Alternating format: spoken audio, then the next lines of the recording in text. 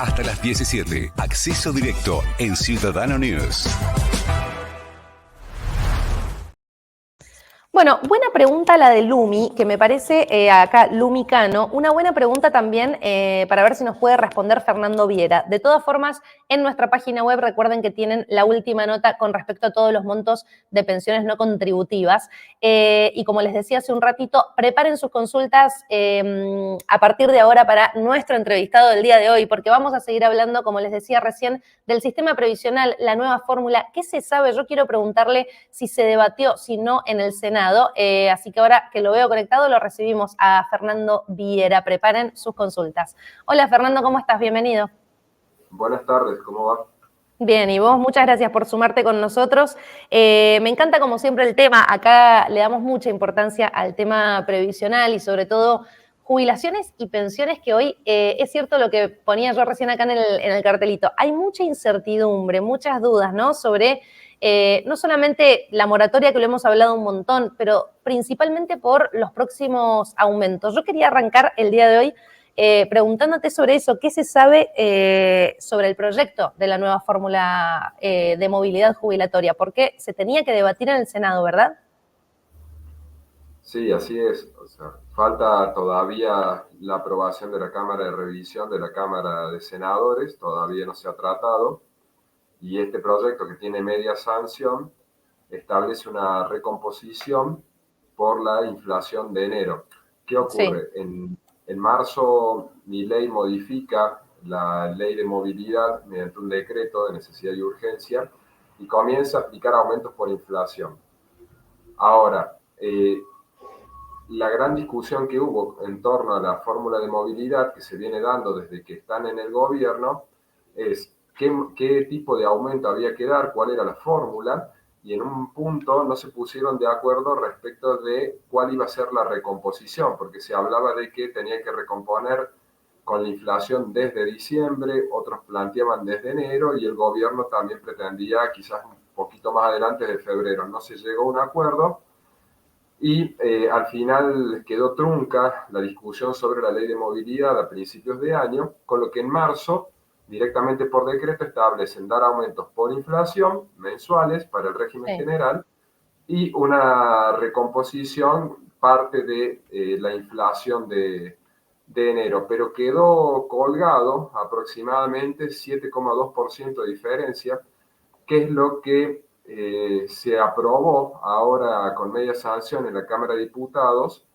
Sí, o sea, en la Cámara de Diputados el proyecto de ley dice que se va a mantener este esquema de aumentos por inflación, pero se va a recomponer el remanente de inflación que quedó pendiente de enero, es decir, se daría un aumento del 7,2% para que las jubilaciones vuelvan a la situación al nivel real de compra que tenían en diciembre, ¿sí? Pero además contempla un aumento anual o una revisión anual que equivale al 50% de la diferencia entre la variación interanual de las variaciones salariales y la variación del índice de precios. Si en ese año los salarios le ganaron a la inflación, bueno, el 50% de esa variación se iría una vez al año, en marzo de cada año, a las jubilaciones. Eso es lo que establece el proyecto de ley, que bueno, estamos esperando que sea discutido en el Senado para ver qué es lo que va a ocurrir con eso. Sí, vimos que se demoró muchísimo, de hecho lo fueron como posponiendo y se espera hace un montón que se realice el debate en el Senado, ¿no? Porque según lo que estuve viendo tendría también los votos necesarios, ¿no? Para darle sanción en el Senado. Ahora, el tema es que el presidente dijo de entrada que si se aprobaba la ley la iba a vetar. Eso es así, ¿verdad? Sí, exactamente, la puede vetar, pero nuevamente, después si el Congreso vuelve a insistir con las 2/3 partes de sus miembros, no le queda otra al Poder Ejecutivo más que promulgar la ley. Bien, o sea que podríamos pensar que toda esta compensación que se quiere hacer a los jubilados y pensionados se podría llegar a dar, ¿no? Teniendo en cuenta que son de los sectores más golpeados y los que más han sufrido con la inflación, los que más pérdida de poder adquisitivo han tenido De hecho, bueno, hace nada, ayer ya se publicó en el boletín oficial el nuevo bono, pero la realidad es que no alcanza, ¿no? Hasta el momento, entonces, para el mes de julio solamente tenemos el último aumento en base al índice de inflación y el bono de 70.000. Exacto, de hecho el bono también ya estaría devaluado, por así decirlo, porque Sí. allá van 3 meses que se viene repitiendo la misma suma. Tal cual. Entonces el bono cada vez tiene una incidencia menor en el poder adquisitivo de los jubilados. Sí, se había rumoreado que iba a ser un poquito más alto, finalmente y lamentablemente no sucedió. Se había comentado también por ahí que una idea, que no sé si se presentó como proyecto, eso es lo que quería consultarte, pero que la idea era también proponer que el bono fuera parte ya que quede fijo con los saberes, ¿no? Porque siempre está todos los meses la incertidumbre de ¿el gobierno repite el pago del bono o no? No sabemos si queda fijo. Lo que pasa es que si se aprueba el proyecto este de ley con ese 7,2% de aumento, daría el equivalente a la absorción de ese bono ya dentro del haber. Entonces, Bien. si se llegase a dar este aumento jubilatorio, si se llega a dar esta ley y se promulga, le quitaría un peso al gobierno en el sentido de no tener que blanquear esa suma, porque actualmente esa suma no forma parte de la jubilación. Entonces, una forma de absorberlo sería permitir que se promulgue esta ley. Lo que ocurre es que se estima que el gasto adicional que le genera al gobierno es 0, más o menos 43 puntos del PBI, que es más o menos lo que pretende ahorrar con la ley de base que el gobierno. Entonces, casi que se le llevaría todo el ahorro, todo el esfuerzo que le costó la ley de bases, se lo llevaría esta ley de movilidad. Claro, es lo que decía también, según lo que estaba viendo, bueno, el propio Milei, que atentaba contra el equilibrio fiscal esta nueva fórmula. Ahora, en tu opinión, si me permitís, ya que estás tan dentro de lo que es el ámbito del sistema previsional, ¿no? Si se aprueba esta ley y se empiezan a otorgar los aumentos de acuerdo a esta fórmula, ¿beneficia a los jubilados? ¿Acompaña verdaderamente los haberes en este caso? Porque es algo que se ve ya desde hace mucho tiempo, no digo ni siquiera con esta nueva gestión. Siempre se dice que se va a acompañar los haberes de los jubilados, que quieren que le gane a la inflación y terminan perdiendo. Esa es la realidad. Ahora, ¿esta nueva fórmula sí los beneficiaría o seguimos quedando bien atrás? A ver, las jubilaciones hace rato que son jubilaciones de mala calidad y que no son suficientes para alcanzar el nivel mínimo de subsistencia.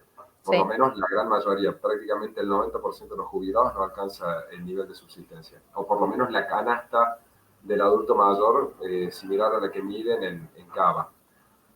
Pero esta ley, no obstante, para mí es bastante buena si es que se llega a dar, en principio porque restituiría la situación a diciembre del año pasado, que no quiere decir que estén bien o que estaban bien en esa época, claro, pero restituiría el poder de compra a ese momento, con lo cual el gobierno de Milei no tendría, digamos, algún achaque con relación o algún reproche con relación al tema, más que lo que genere con la situación macroeconómica, ¿no?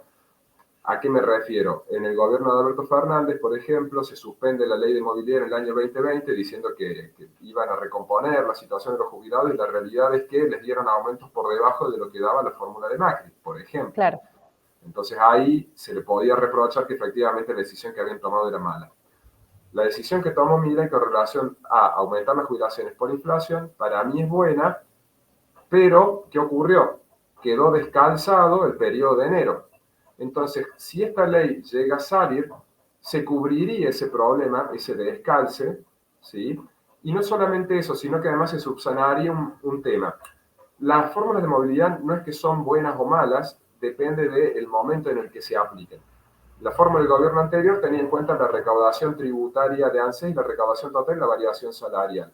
Sí. En una época en la que estábamos saliendo de la pandemia y se comienza a reactivar la economía y empieza a haber mayor recaudación, los aumentos estaban por encima de la inflación porque además la inflación era baja en ese periodo. Baja, bueno, para los niveles que estamos manejando ahora.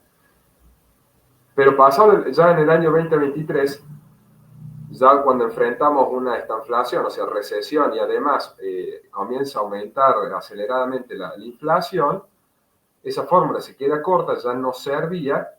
Y obviamente que una fórmula que dé aumentos por inflación sería lo óptimo en una situación como la actual.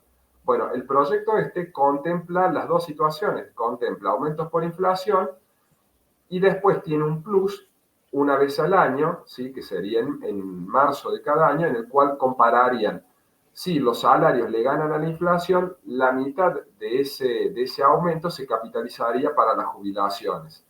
Con lo cual, ahí estarías manejando inflación por un lado y crecimiento por el otro, porque eventualmente si una economía comienza a crecer y nos comienza a ir bien, los salarios también deberían aumentar en términos no solo nominales, sino también reales. Con lo cual, si los salarios le empiezan a ganar a la inflación porque al país le va bien, porque empieza a crecer la economía, esta fórmula contemplaría ambas situaciones, ¿no? Entonces los jubilados, de forma muy paulatina y muy a largo plazo, irían recomponiendo lo que vinieron perdiendo a lo largo del tiempo, en la medida en que a mayor crecimiento y menor inflación se traduciría en mayores aumentos anuales para los jubilados. Sería una forma de que las jubilaciones acompañen el crecimiento económico. Sí. No es lo óptimo, obviamente, lo que vienen perdiendo es muchísimo. Depende del momento del tiempo en el que vos te pares, podés medir cuánto vienen perdiendo, ¿no? Sí. Pero esta es una fórmula que podría durar a más largo plazo que las fórmulas que venimos trayendo. Bien, sí, por lo menos sería hablar de una recomposición, algo que no vemos desde hace tiempo, así que sea a largo plazo, pero por lo menos se habla de recomposición y espero que así sea también, porque como dije hace un ratito, es de los sectores más golpeados. Quedó clarísimo, me encantó la charla, Fernando, y tenemos que ir cerrando, pero te lo agradezco un montón de nuevo. Sos más que bienvenido a sumarte al programa con nosotros cuando quieras, porque va a haber muchísimo que hablar seguramente en los próximos meses también. Bueno, mucho gusto cuando necesiten. Muchas gracias, que estés muy bien, adiós. Bueno, gente, ahí charlábamos con Fernando Viera, abogado previsionalista, sobre esta incertidumbre que decíamos hace un ratito, ¿no? ¿Qué va a pasar con las jubilaciones y pensiones? ¿Cuál es el proyecto?